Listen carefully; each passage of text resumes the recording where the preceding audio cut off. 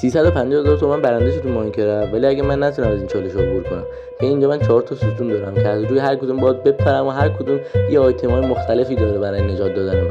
و اگه من نتونم تو این آیتم‌ها برنده بشم و ببازم، فقط تو یکیشونم اگه ببازم با 350,000 تومان به تو بدم و تو برنده 350,000 تومان میشی. ولی اگه میخوای بدونی چجوری، باید تا آخر ویدیو با من همراه باشی.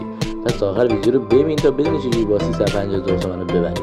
خب بیشتر از این دیگه وقتی ویدیو رو نگیریم، بریم روی این 4 تا بپریم و زنده بمونیم. خب بریم واسه شروع.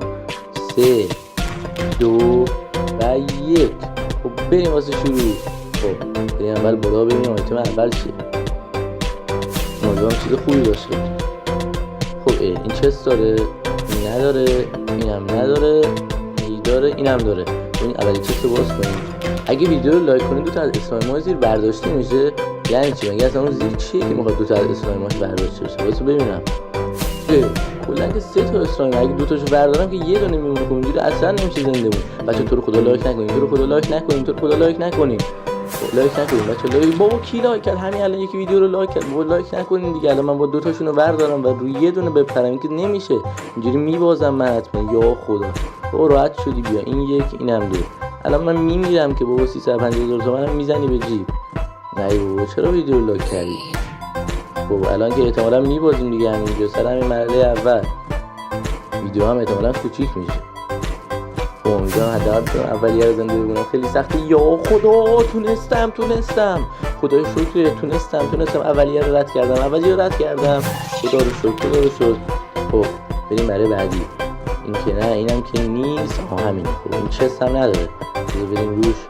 برو. امیدوارم این یکی اشته بهتر باشه. قبل خیلی سخت بود. اینجا آب دورش هم همه بلاکه که بابا من اینجا میمیرم. یکی واقعا خیلی سخته. یا خدا زنده موندم. خدای شکرت. چجوری زنده موندم آقا؟ خیلی سخته بابا، از رو این همه بلاک دورش بود.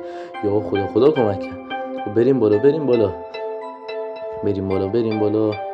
خب این بعدی. بریم برای بعدی. راستی اگه میخوای 350,000 تومان رو تو برنده بشی، با دکمه سابسکرایب رو بزنی و توی کامنت ها شماره حسابتو بنویسی که اگه من باختم به صورت رندوم یکیتون رو انتخاب کنم. واسه ببینم این چیه. این که من نمیتونه نجات بده که با خودش نمیتونه نگه داره. چجوری بپرم روش؟ واسه 3 2 1 بپروش. آره تونستم. این رو میدونستم میشه، ولی خب بازم سخت بود، ریسک کردم.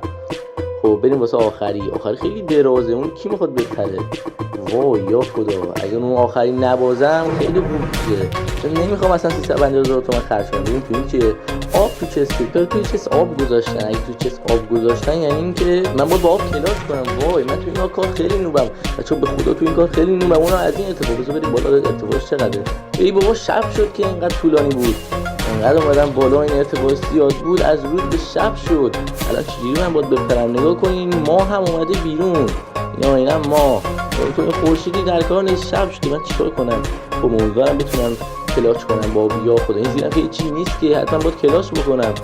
یا خدا بپر به سر. تو میتونی. نباید 350,000 تومان بدی. میتونی. من باختم.